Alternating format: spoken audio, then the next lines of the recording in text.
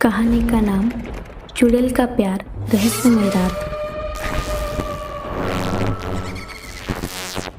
कहानी की शुरुआत होती है एक छोटे से गांव में, जहां लोग शांतिपूर्व जीवन जीते थे।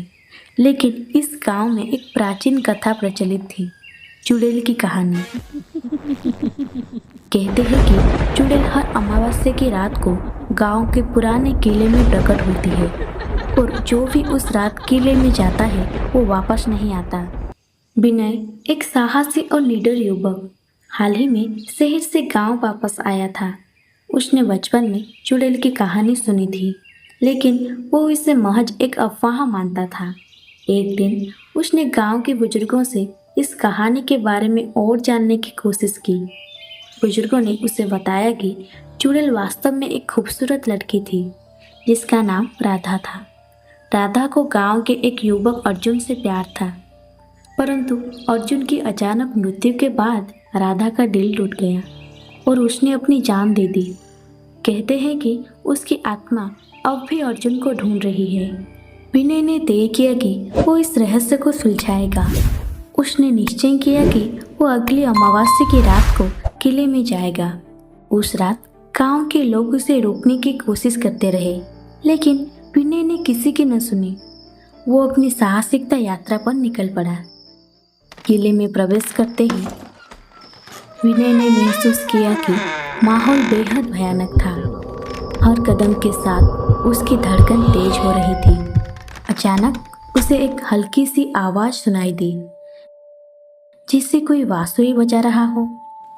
उसने आवाज की दिशा में चलते हुए देखा कि एक सुंदर लड़की सफेद साड़ी में खड़ी है। उसकी आंखें गहरे दुख से भरी हुई थी। विनय ने अनुमान लगाया कि वो वही चुड़ैल है। विनय ने हिम्मत जुटाकर पूछा, तुम कौन हो? लड़की ने धीमी आवाज में कहा, मैं राधा हूँ। मैं अर्जुन की आत्मा को खोज रही हूँ।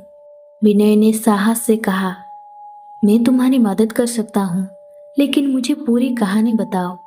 राधा ने एक लंबी सांस ली और बोलना शुरू किया।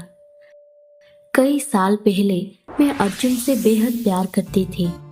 हम दोनों ने हमेशा साथ रहने की कसम खाई थी, लेकिन एक दिन अर्जुन की अचानक मृत्यु हो गई और मेरा दिल टूट गया।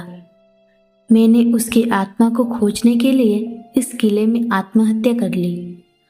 अब मैं हर अमावस्या की रात को उसकी आत्मा को खोजती हूँ। विनय को राधा की कहानी सुनकर गहरा दुख हुआ। उसने ठान लिया कि वह किसी भी हालत में अर्जुन की आत्मा को ढूंढकर राधा को शांति दिलाएगा। उसने किले के अलग अलग हिस्सों की जांच करनी शुरू की। तभी उसे एक पुराना कागज मिला, जिसमें अर्जुन की अंतिम इच्छा लिखी थी। कागज में लिखा था, मेरी आत्मा इस किले में पश्चिमी हिस्से में बंद है। विनय ने तेजी से पश्चिमी हिस्से की ओर कदम बढ़ाए। वहाँ एक पुरानी कब्र थी, जिस पर अर्जुन का नाम लिखा था। जैसे ही विनय ने कब्र को खोला, एक चमकती हुई आत्मा प्रकट हुई। यह अर्जुन की आत्मा थे। विनय की आत्मा ने कहा, अर्जुन, राधा अब भी तुम्हें खोज रही है। तुम्हें उसके आत्मा को शांति देने की जरूरत है। अर्जुन की आत्मा ने विनय की बात सुनी और किले के मुख्य हॉल में राधा की आत्मा के पास चली गई। जब राधा और अर्जुन की आत्माएं मिली, तो एक चमकती हुई रोशनी पूरे किले में फैल गई। दोनों आत्माओं ने विनय को धन्यवाद दिया और हमेशा के लिए एक हो गई। इस घटना के बाद किले का माहौल बदल गया। अब वहाँ किसी भूत का साया नहीं था। विनय ने गांव के लोगों को पूरी कहानी बताई और उन्हें यह यकीन दिलाया कि अब उन्हें किसी भूत से डरने की जरूरत नहीं है। विनय की हिम्मत और साहस ने न केवल राधा और अर्जुन की आत्माओं को शांति दी, बल्कि पूरे गांव को एक नई उम्मीद और विश्वास का संदेश दिया।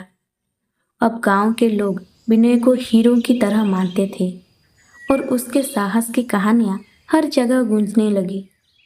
वीडियो अच्छी लगी है तो एक लाइक करें और आगे ऐसे ही वीडियो देखने के लिए हमको फॉलो करके बेल आइकन को ऑल पे सिलेक्ट करें।